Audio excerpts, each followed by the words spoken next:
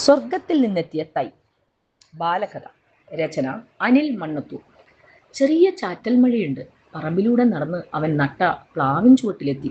വലിയ പൊക്കമില്ലാത്ത മരത്തിൽ നിറയെ കുട്ടിച്ചക്കകൾ നിറഞ്ഞിരിക്കുന്നു. ആദ്യമായാണ് ചക്ക കായ്ക്കുന്നത്.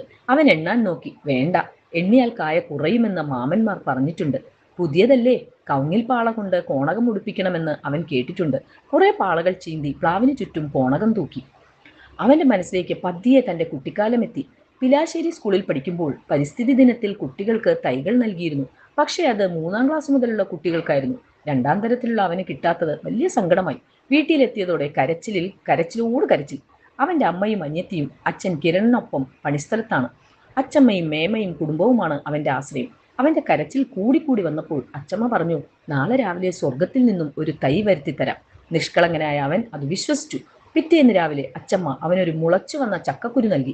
ആ കുഞ്ഞു തൈ അവൻ പറമ്പിലെ ചെറിയ കുഴിയിൽ വെച്ച് മണ്ണിട്ടു. ഏതു നേരത്തും അതിന് വെള്ളമൊഴിക്കാൻ അവൻ ശീലമാക്കി.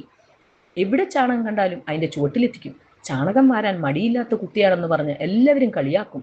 പിന്നീട് നട്ട പേരയും ചാമ്പയും ഇരുമ്പിൻ പുളിയും ഒക്കെ കായ്ക്കുമ്പോൾ അവന്റെ മനസ്സ് സങ്കടപ്പെട്ടു. ഇന്നവൻ ആ സങ്കടമൊക്കെ മറന്നു. അന്ന് കിട്ടിയ കുട്ടികളുടെ തൈകളൊക്കെ കായ്ച്ചോ ആവോ.